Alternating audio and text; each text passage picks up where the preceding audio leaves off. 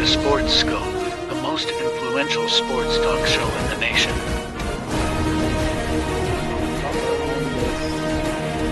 What's today, the 19th? Stay tuned for updates and great sports content. Hello, everybody. Welcome to the Real Sports Scope. I hope you're having a good Thursday night. I know I am on this 12th day of Christmas. My true love gave to me. Remember that song? I can't believe it's December 12th. But anyways, got a great show with you for tonight. Going to give you some thoughts. It's a big game tonight. Not as big as last week, but still a very important game for the Rams and the Niners. Both of them 6-7, very much well in this thing. Technically, these teams are still in it for the division. The loser really is on the outside looking in. The winner stays alive here. It's going to be a good game tonight. You got two in a row here for the Amazon Thursday game. Also, wanted to talk about this Andrew Luck story. I'll tie it into this Bill Belichick being announced today as the North Carolina Tar Heel head coach. I've got a bite from that. I'm going to play that as well.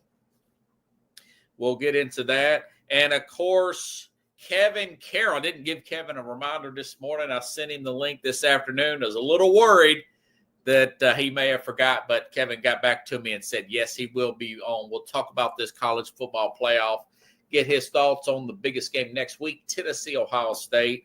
Ask his thoughts about Belichick and he's given his, his son's supposed to be in waiting for the head coaching job. Ask Coach Carroll about that as well. So stand by. Let's take our first and only break. I'll be back here momentarily. We'll hit the ground running here on the Real Sports Scope.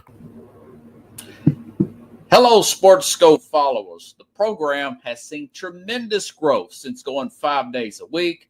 I just wanted to thank everybody for your cash contributions and sharing the program with friends and families. Just a reminder, if you want to contribute to the program, go to the Cash App, the cash sign, and Sports Scope.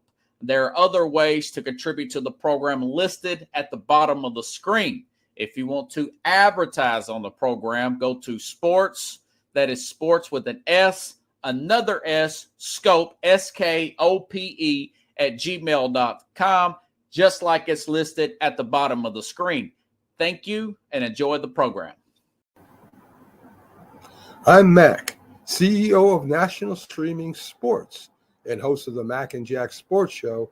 You're watching the sharp-dressed man and the big story breaker, Robert Butler, on Sports Scope, Monday through Friday at 8 p.m. Eastern on National Streaming Sports. Introducing National Streaming Sports, live and on-demand sports talk programming that you can access 24/7. For the premier sports talk experience, tap into our Roku channel. Start your mornings with Mac and Jack covering all the weekend sports action.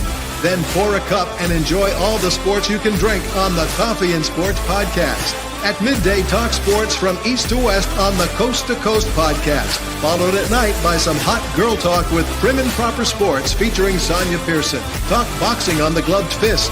Yankee fans tune in for Start Spreading the News. And there's more on the College Sports Huddle and Sports Scope with Robert Butler. There are 20 podcasts in all and 70 weekly shows giving us a 3.4-star viewer rating. To find us on Roku TV, search for National Streaming Sports on the Roku search bar. Click on the logo and you're in. National Streaming Sports, live and on-demand sports talk for America.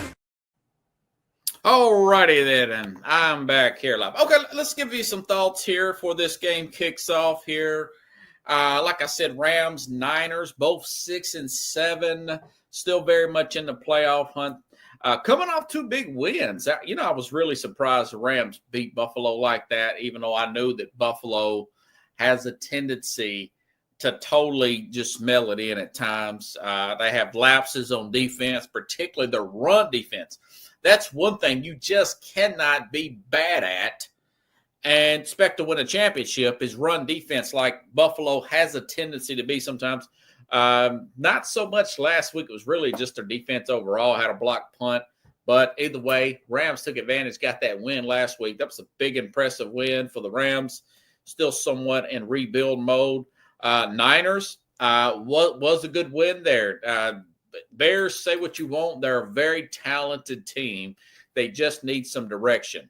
I was looking at that box score, and I do think that Rome Odunze was a hit there at receiver, and things are going to get better for the Bears. Niners responded last week. I was really impressed by the Niners as far as, you got guys like Montez Sweat on the Bears for that pass rush. No Trent Williams. And Brock Purdy, he had 1 sack in that game. No interceptions, 2 touchdowns. He was, I want to say Purdy was 20 of 25 last week and 335 yards, 2 touchdowns, no picks there. Played pretty well going against a pretty good pass rush there in the Chicago Bears, But all that being said about tonight's game, it looks like Rams are likely not going to have their starting left tackle, not unless this guy all of a sudden came out of nowhere and said he's going to play. Alric Jackson's not going to play, and they've already ruled out their starting cornerback, Kobe Durant.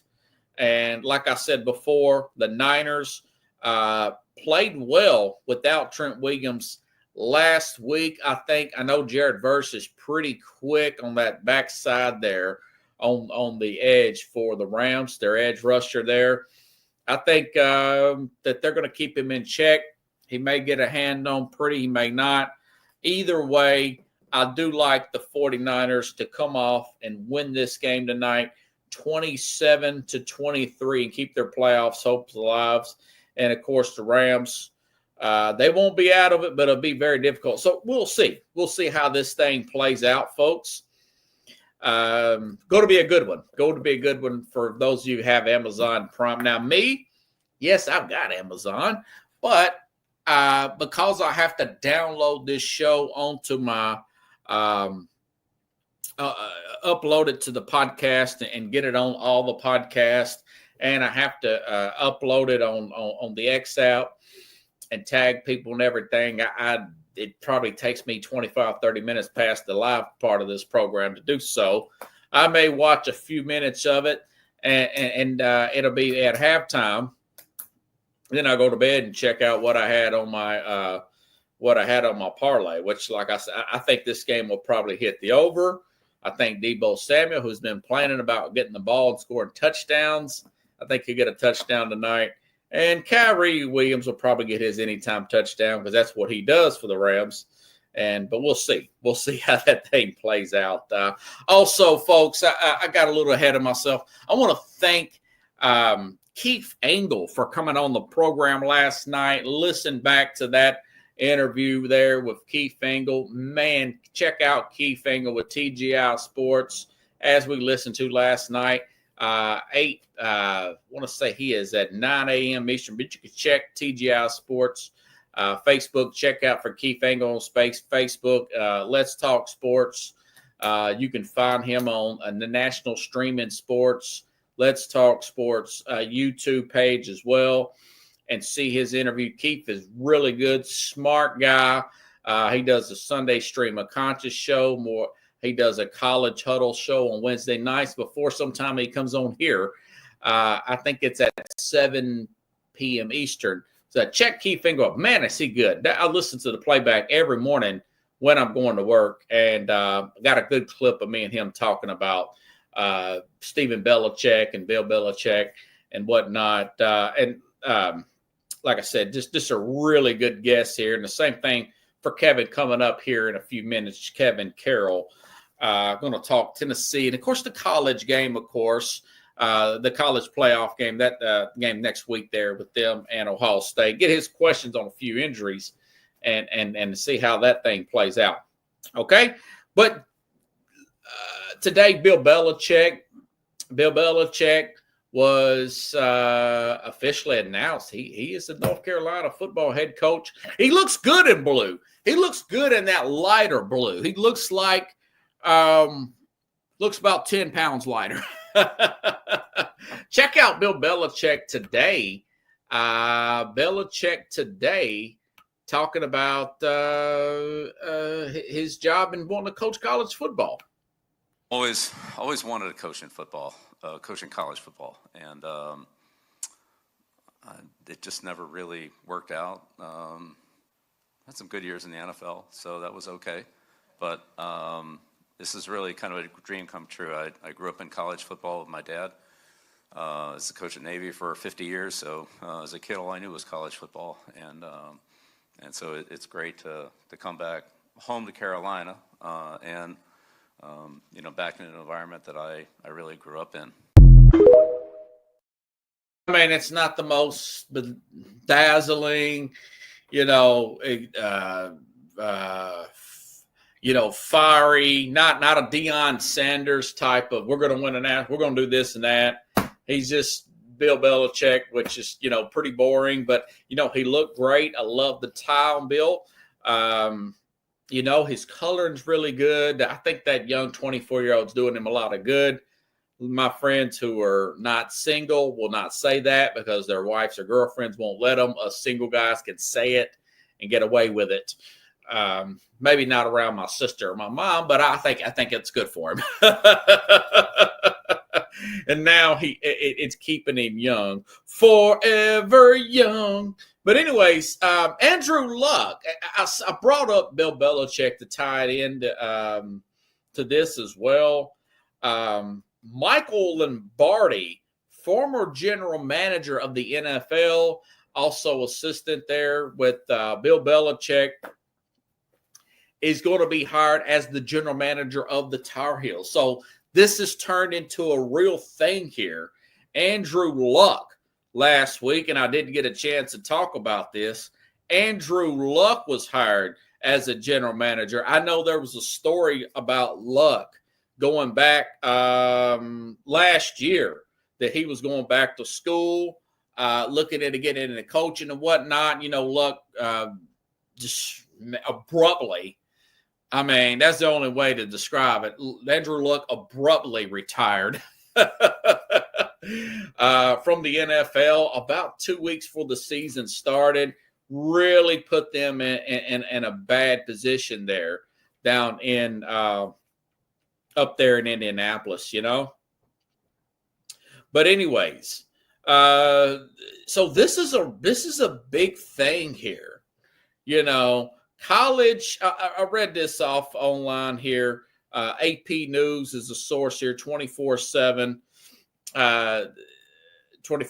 website here. College football and basketball teams have started hiring general managers to help with growing and complexity of recruiting and roster management, to help out with the transfer portal, the NIL. It's very much a professional model now. The role of the general manager in professional sports is well-defined, and college teams are trying to mimic that model. General managers can build the roster, negotiate contracts, and scout talent. I say all that because also prior to this, and by the way, I hope this guy gets well. He said some smart mouth political comments that I didn't like that he dibbled into, and that's Adrian Wojciechowski.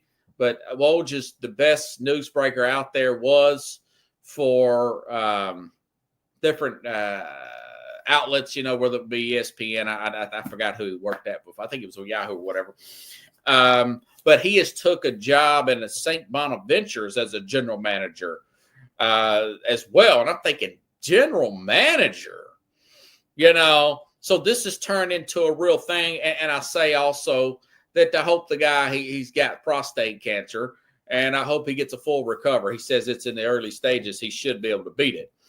But I say all that this is becoming a real thing. It hasn't really dawned on me. Michael Lombardi hired by Bill Belichick today as a general manager. And last week, Andrew Luck, which Oliver Luck, I think his dad has had a similar role, executive role in sports here. So I think that's the role he may be going at. I don't know how long he's going to stay at Stanford. I thought maybe he'll go into coaching. Now it looks like he's going into the executive side of things. And like I said, when you have a guy like a Bill Belichick with Michael Lombardi, now you've got an Andrew Luck. Maybe the pendulum is starting to stop a little bit and maybe sway back the other direction. You say, well, what the heck do you mean by all that? What I mean by all that is over the past couple of years, 3-4 years now, since transfer portal, since NIL, you're watching coaches prematurely, Nick Saban, for example, retire, or you're seeing coaches leave head coaching jobs and take coordinator jobs. And we'll say the Boston College head coach left for a defensive coordinator, a lesser role, but at the professional level with the Green Bay Packers this past year. You know, you're having guys like oh God, I forgot his name now. The former head coach of Villanova basketball, when he was I could say his name is right on the tip of my tongue, right, or whatever. It'll come to me here in a little bit. But anyways, he retires. He was like 60, 59, 60. Usually these guys can coach up in their late 70s, 80s if they want to.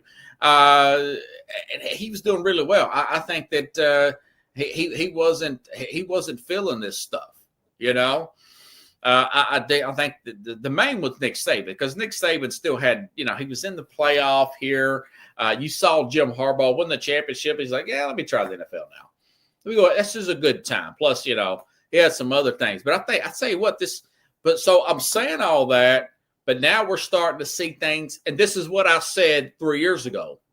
I said, we're going to be in the oh crap stage of this thing. We're going to be in the stage like, oh, my God, the coaches, you've got guys like, now he's still hanging in there, Dabo Swinney saying, I'm not going to get involved in this transfer portal stuff. We don't do any of this NIL stuff and whatever. Now, they still may have some NIL, but he didn't embrace that aspect of it. Very stubborn and reluctant to.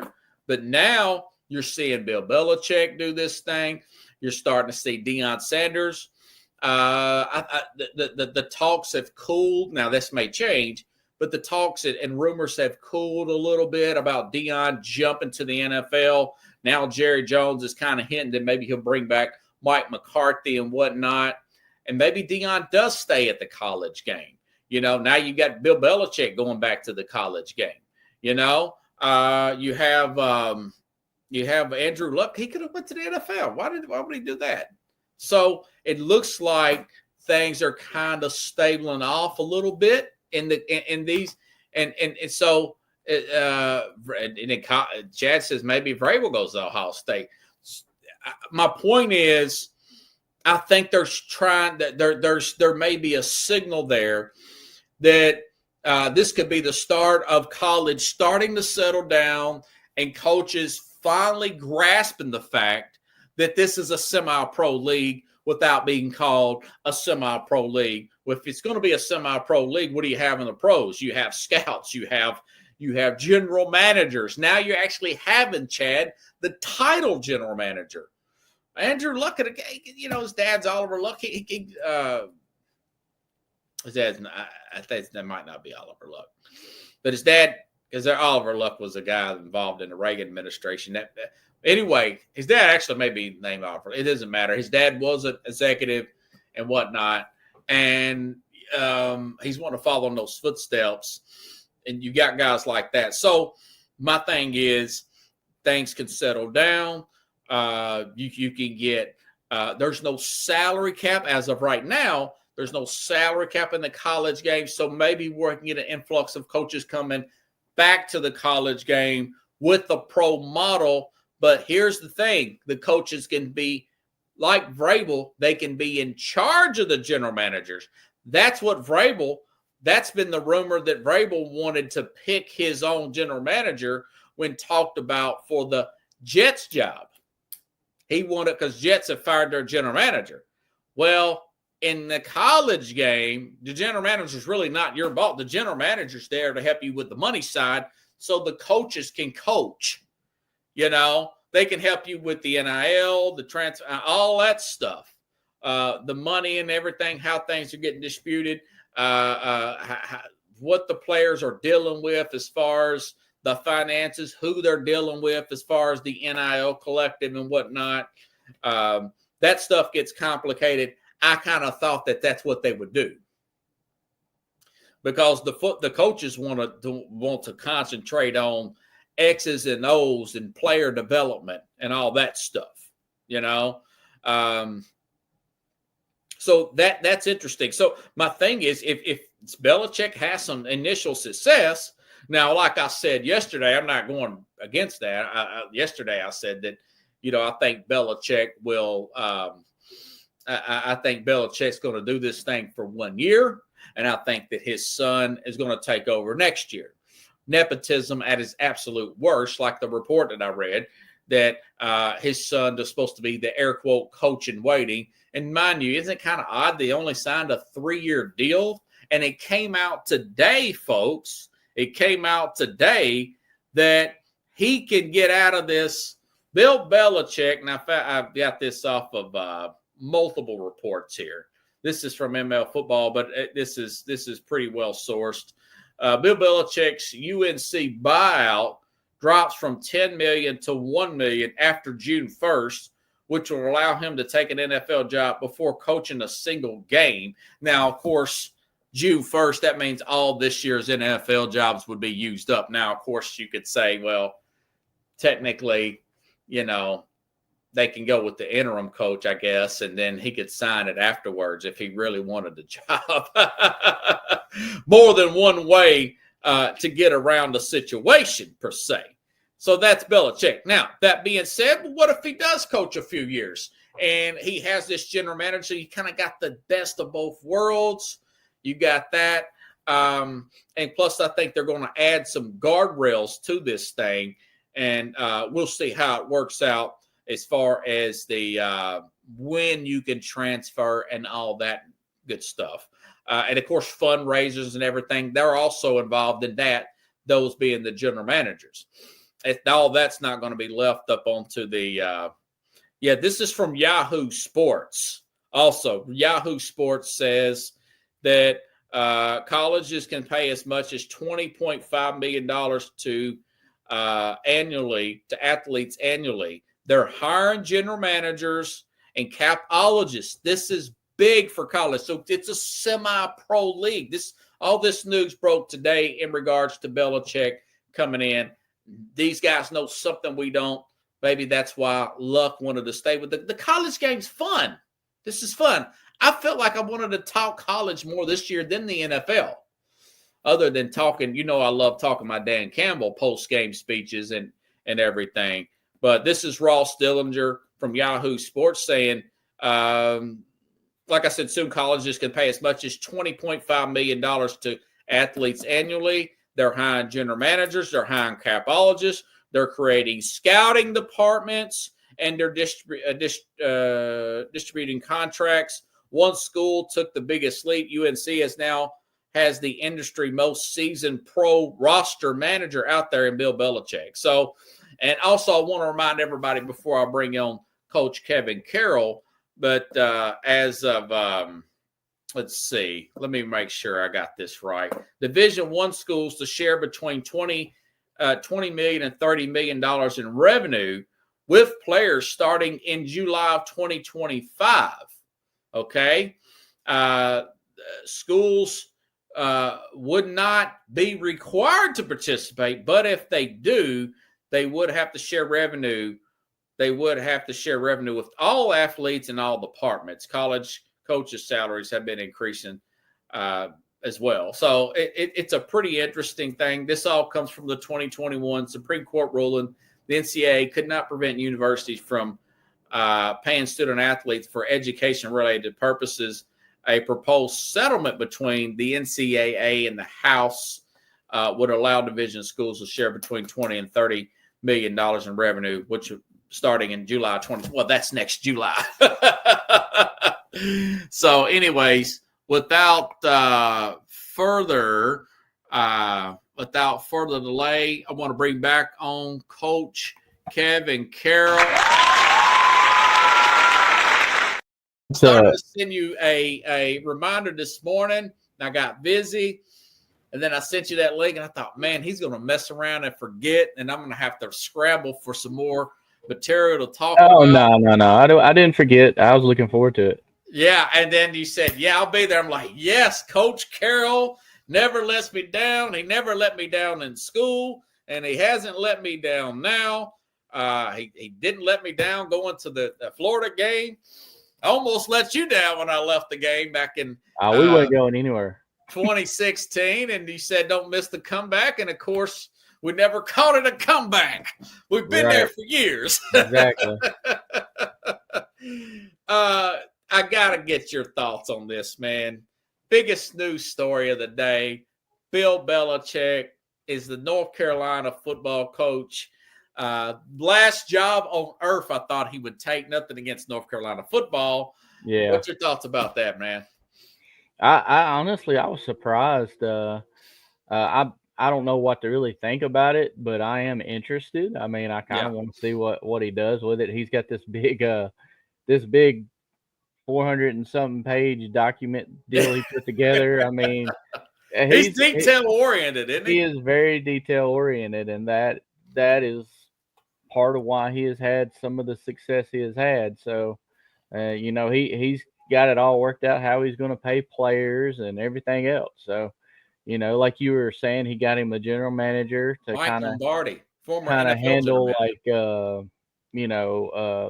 portal and recruitment and player contract. I mean, that's what the college game has gone to. I do see some restrictions coming down here in the next couple of years, though.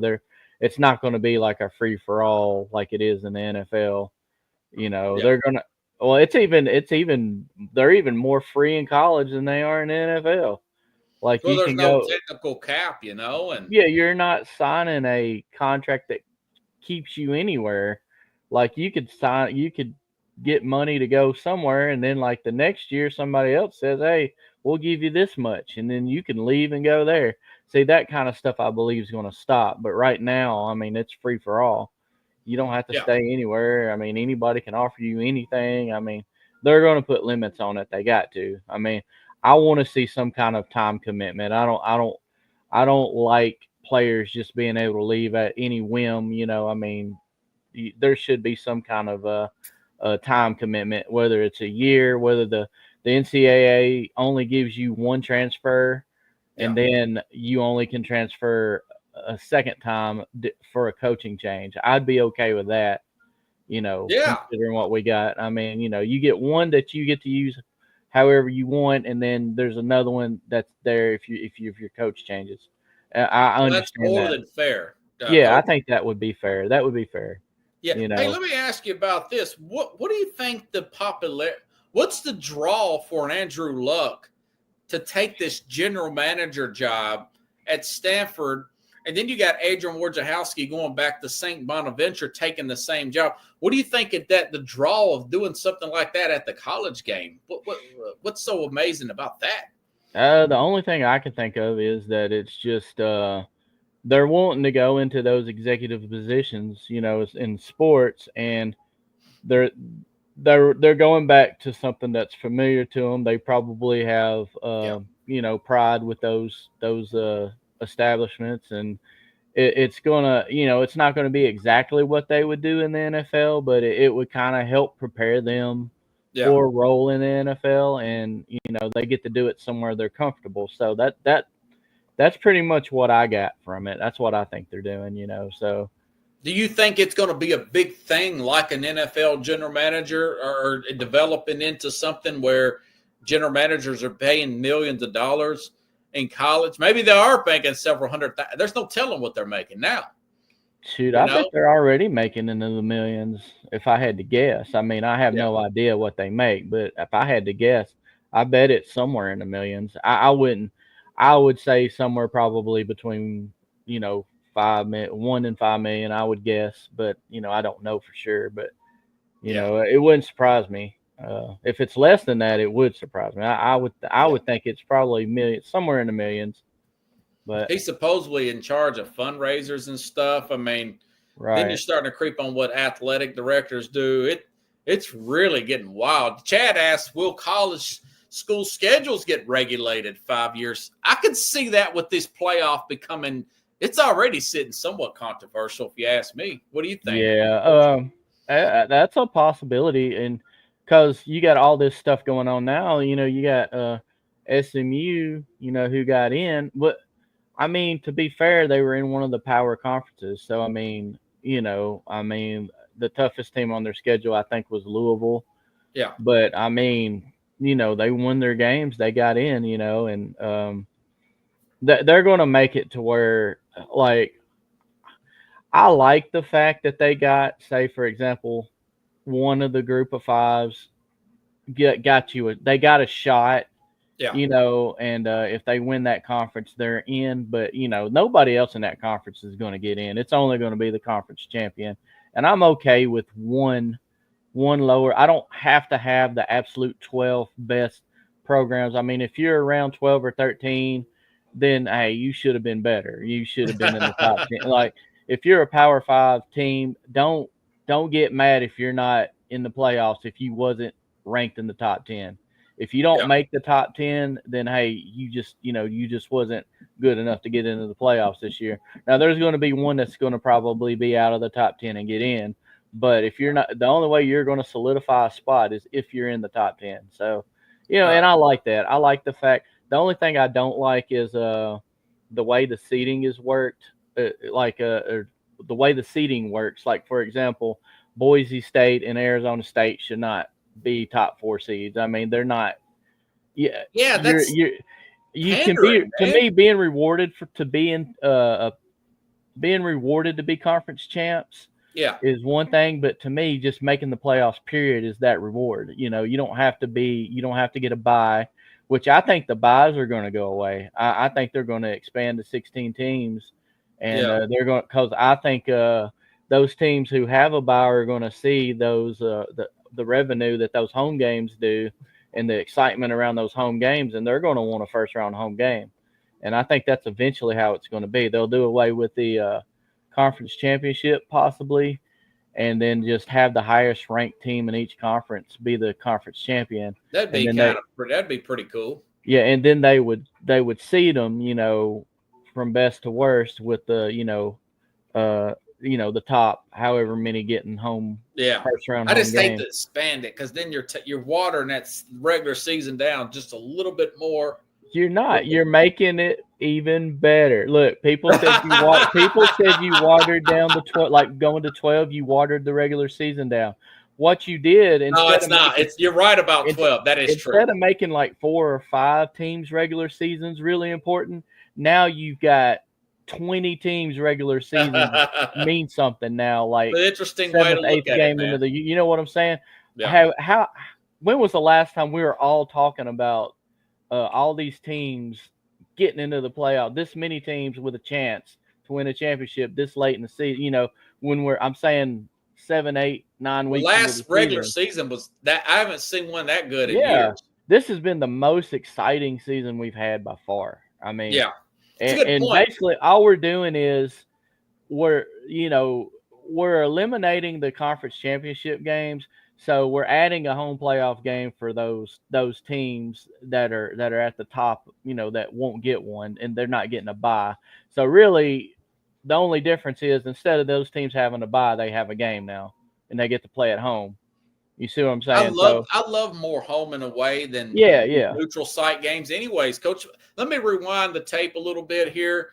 I wanted to ask you about you still trying to get into coaching, right? Not really. I've kind of changed paths a little bit. Okay, I've been calling you coach, but it's fine. Hey, my wife's calling me coach for 20 years now. It was a great show name, Coach, back in the day. It's pretty funny. Yeah. But anyways, you like coaching, you like talking about coaching, and you still look at it from a coach's perspective. Right. What do you think about this stipulation that is widely reported that Bill Belichick is part of him taking this Carolina job is his son being coach and waiting there. Stephen Bell, his 37-year-old son, being coach and waiting there. They have to hire him after Belichick leaves back to the NFL to take over.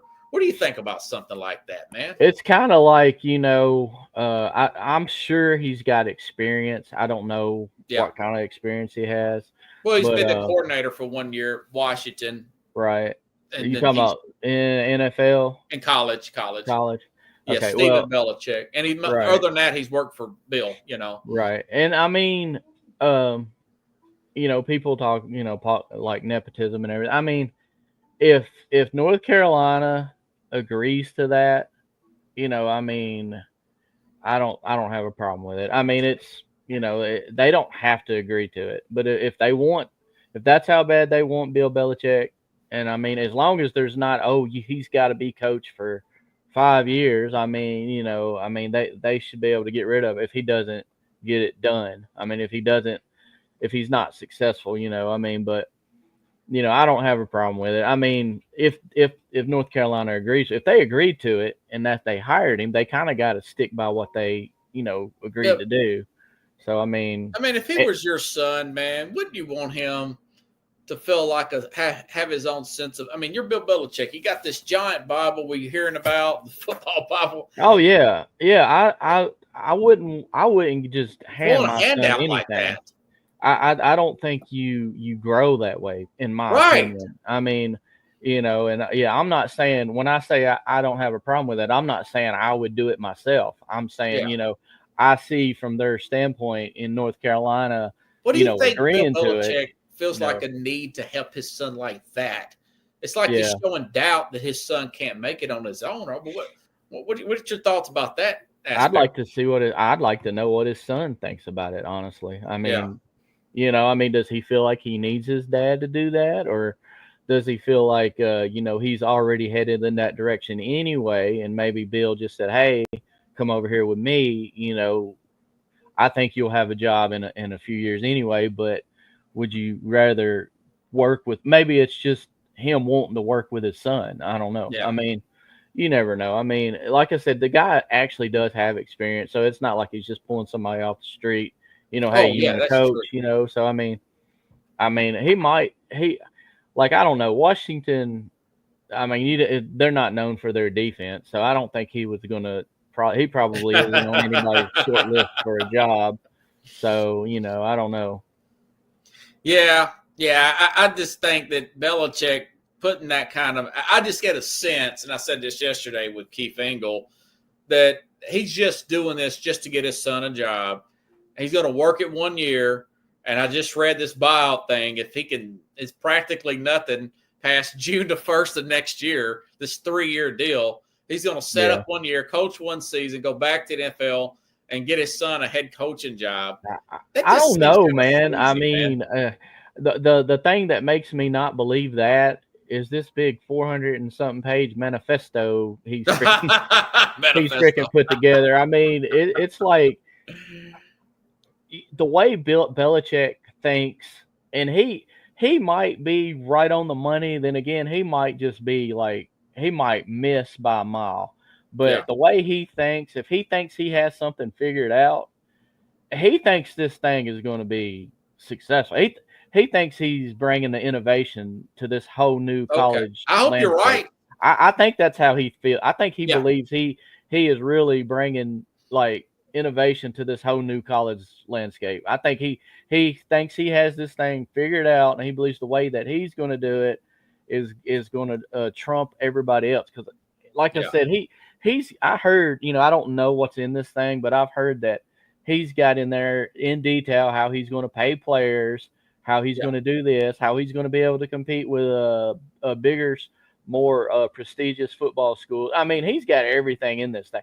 He thinks this thing is going to work. So I kind of feel like he's going to at least stick his 3 years out, just because he believes this thing is going to be successful. I think he really believes this in his head. Now, like I said, he might miss, he might nail it. I'm interested just because I just want to see how he wants to handle it. It's kind of interesting from his perspective. I mean, I don't know. Interesting. Yeah. Well, the first game is August 30th against TCU. We'll find out, man. That's only 8 months and 2 weeks. Right. There's some Vols fans that are worried that he's going to pull Faison Brandon from the class of 26 to North Carolina. I mean, they're already talking about it. Is they're that like, that's the number one recruit? Yeah. They think he's going to try I to certainly get him. hope not. Well, this kid, Josh Heupel's got it going on down here. this kid fits Tennessee's offense perfectly. So Yeah. I mean, I've been watching. I got NFHS, and I've watched his games on his playoff games the last few weeks, and he's still in it. So he's got a game this Friday, and then after that, he's in the state championship in North Carolina. So nice. The kid is good. I mean, I've read about smooth, him. He's smooth as can be. Yeah. And I mean, I hope he sticks with He's Tennessee. a number one recruit in the country. Yeah, I hope he sticks because that'll be a big get for the Vols if they can hold on to him. So. Yeah, Chad says it going to be a cheerleader. Yeah, his girlfriend is 24 years old. A lot of people think that's gross. Us single guys think it's cool in our 40s, but my married friends think it's gross. My mom and sister. Especially my older sister thinks it's gross, but just between me, you, and the audience, and Chad, I think it's pretty cool. It makes him look young. You know why? Why does he do it? Because he can. Because he can. Exactly. I mean, and hey, you got to think. Famous line, Right. He pulled this one. He got her the same way he's going to get these college players. Let's kind of put that together. Well, so I do want to see what the defense is going to look like as a football team. I will record that game. It'll be on TV everywhere. Kevin, about it for weeks. It's going to get some. I don't know. Is it a kickoff classic game? Do you know? Probably. They haven't got to that. The networks are like, okay, let's see. Yeah. Tennessee got Syracuse in the kickoff classic this year in Atlanta. Okay. Yeah. So next season, rather. Yeah. Well, what do you think about going back to this playoff here? You know what? I get a sense that Oregon, how come you can get the number one overall seed, but you got to go through Ohio State or Tennessee, and then potentially Clemson, Arizona State, or Texas? Texas, yeah. Yeah, that's the toughest bracket. No question. It's a tough road for them, Coach. Who knows? I don't know how they just did it straight by, like, the conference champs getting a bye. Yeah, that kind of is what throws it off. I mean, no matter how good those conference champs are, the ones that got a bye kind of put Oregon in a bad spot. Yeah. It's crazy because honestly, I don't think Oregon beats Tennessee or Ohio State because it's hard to beat a good team twice, number one. And number two, they are not going to stop Tennessee's running game. I mean, it's just not going to happen. I can see Tennessee running all over them. Huh? That Ohio State would beat Oregon in the Big Ten championship. Of course, Ohio State, I thought they were going to. in their head about Michigan. Yeah. I thought they were going to go to the Big Ten championship game and beat them, but like I said, you just never know. Michigan's in their head like Florida was in Tennessee's head. That's what I brought up last week with Carlos. Yeah, and I'd actually anticipated that. I worked with a really big Michigan fan, and I told him, I said, man, I kind of think that there's a chance that Michigan beats them. I mean, I wouldn't be surprised one bit. And lo and behold, it happened. But 20-point spread there, man. Yeah. And then Penn State having to go through what is SMU. it? They got SMU. Yeah. Penn State, I swear. And then Boise, they would have to go through Georgia at some point if Georgia gets there, but still, man. Yeah, I actually, who I'm favoring on that side of the bracket? Who's that? I think Notre Dame is going to come on that side of the bracket. You sound like Keith Engel yesterday. Man, people like to bag on Notre Dame because they get all the, because it's Notre Dame. It's just like Alabama. But, they got that one bad loss to NIU. Yeah. But since then, that was after a big win, though. They've been on a terror after that. And their defense is really good. I really think I see them in that second matchup against Georgia, and I actually am favoring Notre Dame in that guy. I think Notre Dame, which Georgia don't have their quarterback. I mean, who's that guy? Stockton from Georgia. He come in and did pretty good, but I mean, he still hasn't started all year. But I would still probably pick Georgia even if Beck was still playing. But I think Notre Dame's going to come out of that side of the bracket. I just got a feeling about it. Wow, that would be interesting. That side don't really have a strong. Yeah, it's not. Other than strong. Georgia, now Georgia's very deep, and you just never know what you're going to get from Georgia because they recruit so well, man. Right. They got the athletes to do it. They just haven't been clicking like they normally are, you know. And I mean, that's crazy to say. You know, they only lost 2 games, but they still haven't been clicking like they normally do. And they could have lost more games than that. Did you think they would beat? I called for them to beat Texas still. Did you think they were going to beat Texas last week? Actually, no. I thought Texas would get them the second time around. Okay. But, I mean, and they did play better. I mean, it was a better game, but Georgia ended up, in the end getting them. So, it kind of worked out. I was going to say it worked out better for the Vols, but honestly, it didn't really affect it at all. Yeah, about Tennessee. Yeah. Man, they draw Ohio State. How do you see that game playing out?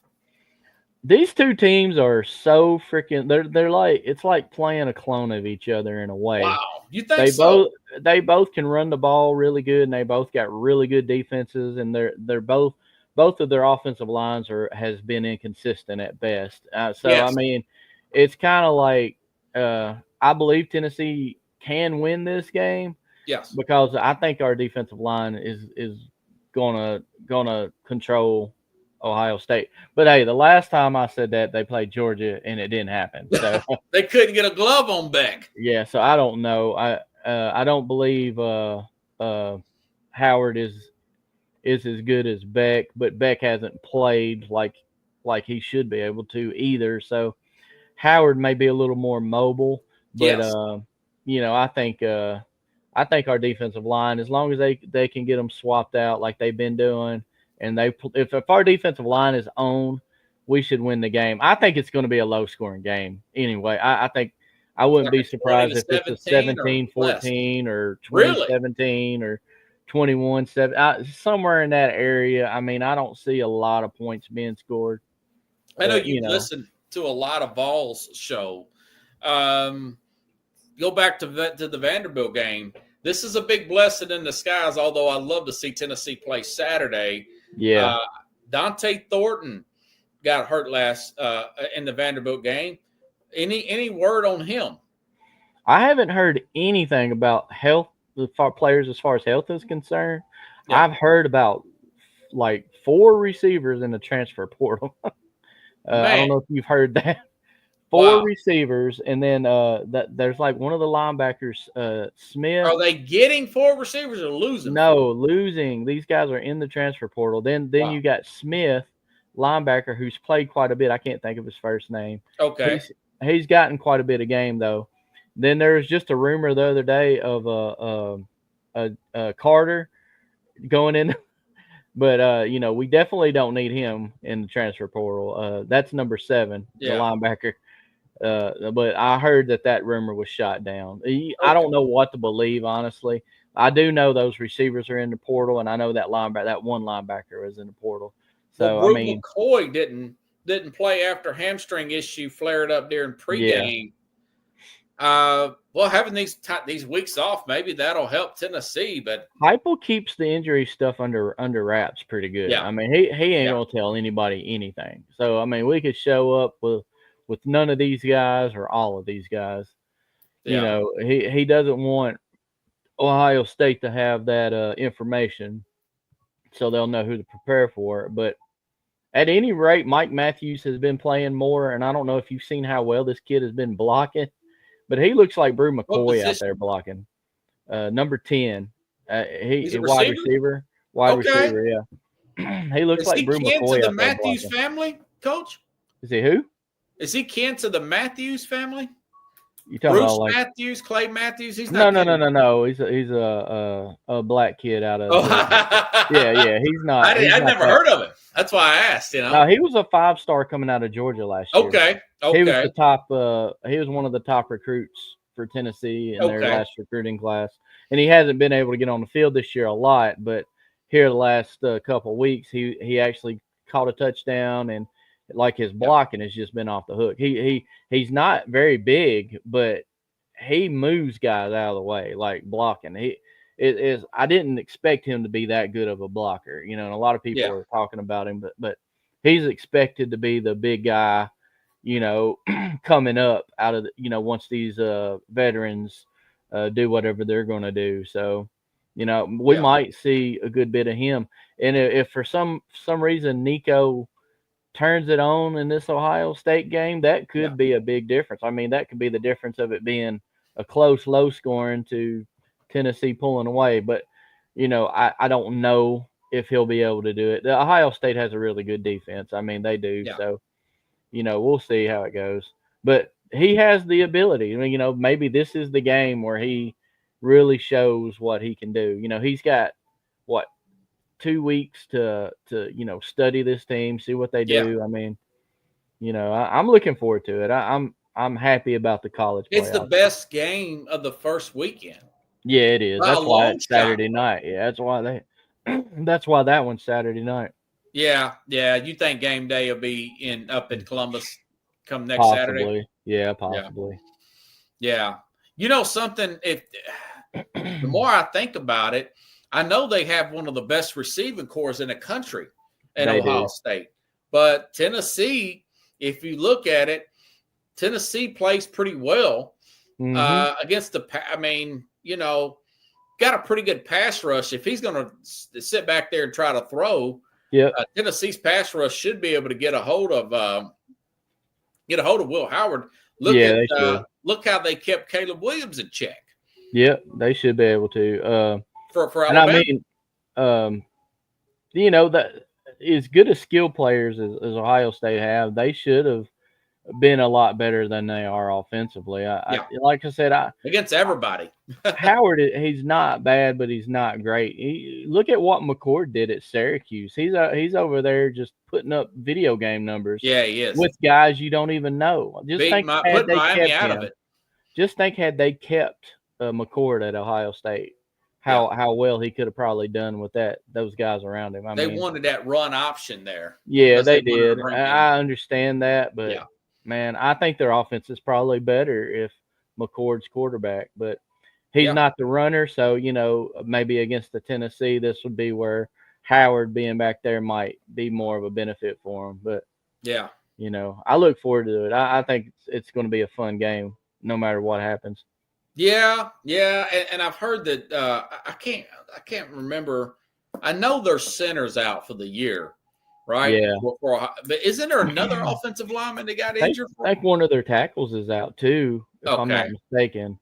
Yeah, that's what I thought I heard too. So they're banged up on the line, and their line hasn't been very consistent overall all year anyway. So I mean, our line at least is healthy. So.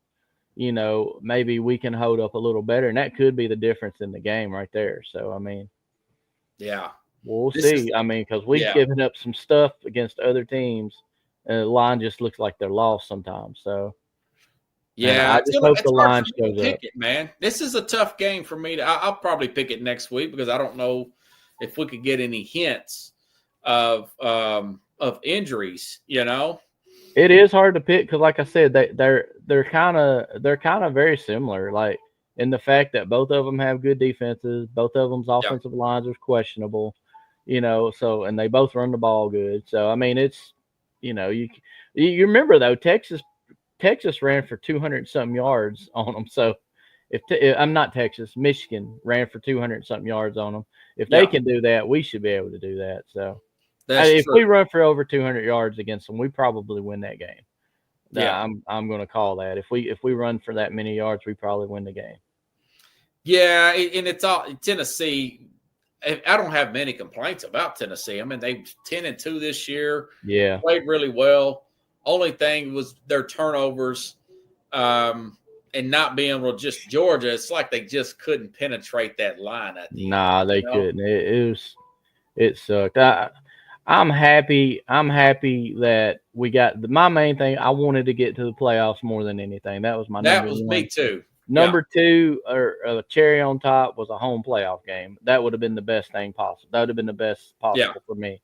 But I'm happy with what has happened, and the fact we get to like I know I'll be on Christmas break during like next weekend. Like mine starts next Friday.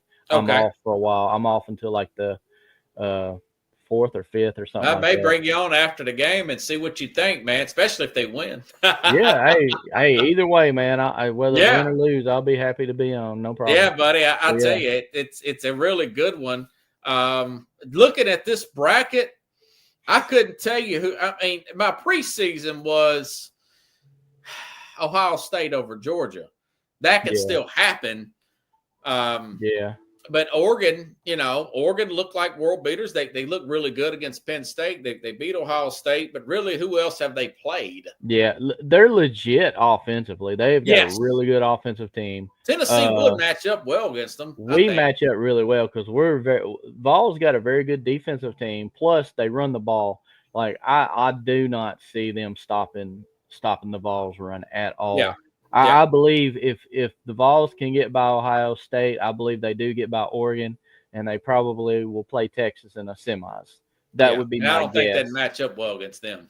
Yeah, I think defensively they could give Ewers a lot of problem. They get a lot of pressure. They would get a lot of pressure on him.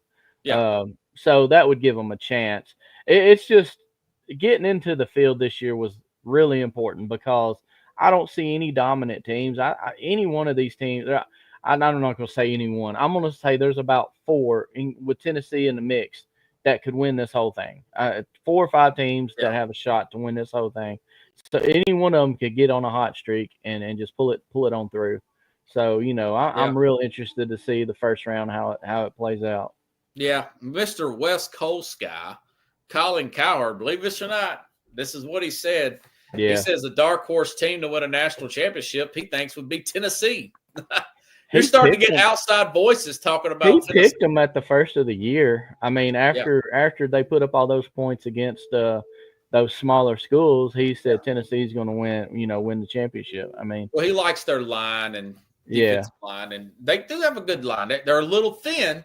I wish they were big. Tennessee needs a Mason Graham. I said this as a side note here. That guy was so good for Michigan. He practically won that game by himself. Mason Graham, the defensive tackle. Yeah. Michigan, where he dominated Ohio State like that.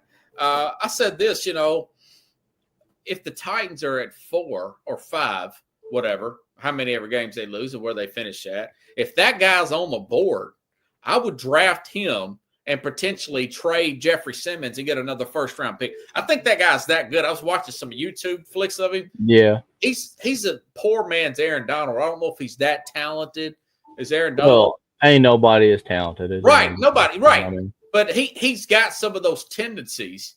Right. He's expected to go really high for a defensive tackle. Right. A lot of the Titans backing is wanting them to draft that wide receiver out of Arizona. I've read that too, yeah. So, I mean, what does receivers do? They need tackles. They need defense. Yeah, I don't know what to do, honestly, man. I'm like, I don't know what to do with the Titans right now. I just want them to lose more games and get higher in the draft pick. So if they want to make a move at quarterback, they'll have that option. Just get better. I'm at the point to where I don't even know if quarterback this year.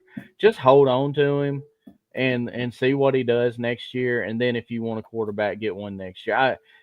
This year maybe build around him, and then basically give him no excuse.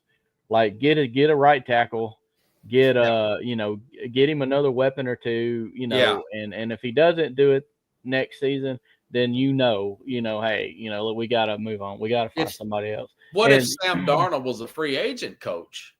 Look how well he's played with Minnesota. Oh, he's absolutely tearing it up. I don't think they should just gift wrap the MVP to Lamar Jackson. I think you should look at what Sam Darnold is doing. Yeah, Jared Goff's playing well. Allen's playing well.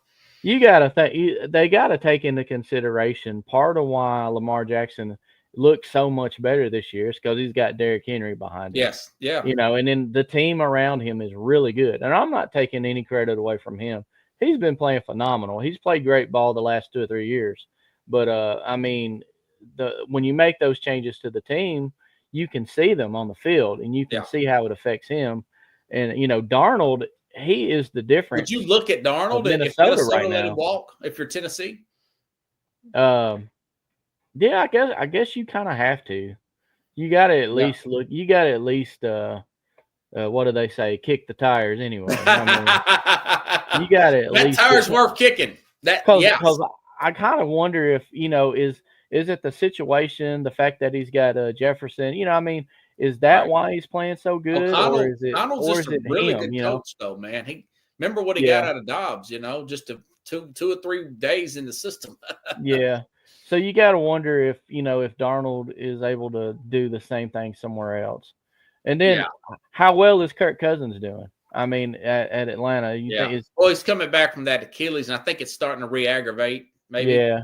So, would you say there was a drop off from him from Minnesota to Atlanta? Or? Yes. Well, he's got that Achilles, but the second half of the season, it seems like age is really catching up with him. Right. And touchdowns last 3 games. And he's always been right there on the verge quarterback. He's never been this guy's. He can win me a Super Bowl. Nobody said that about Kirk Cousins. By the way, let me ask you this, and then we'll get off here. Okay. Would you put Michael Penix in this weekend in Atlanta? Well, hell, we're not trying to save a red shirt here, so it wouldn't hurt. It wouldn't hurt to see what he can do. I know. Forget about the money. I'm paid to win games, right? You drafted him in the top 10. You might as well. He's sit and watched for like over half a season now, so he should have some idea of what to do. I'd be interested to see what he could do at least. Absolutely. Coach Kevin Carroll, man. All right, everybody. Appreciate you, bro. I tell you what, man, I'll try to bring you back on after this first week, and we'll see what you think, man. Good deal, man. Have a good weekend, man. Have a good night, everybody. Yep. Thanks, man. That was Coach Carroll. Now, tomorrow I'll have the Mad New Yorker on. We'll go over this week's games, and we'll pick this weekend as well. Big games, folks. Big games this weekend. Detroit, Buffalo. That's going to be one we'll pick here. Have a good night, everybody. See you tomorrow. Same time, same place, here on the Real Sports Scope.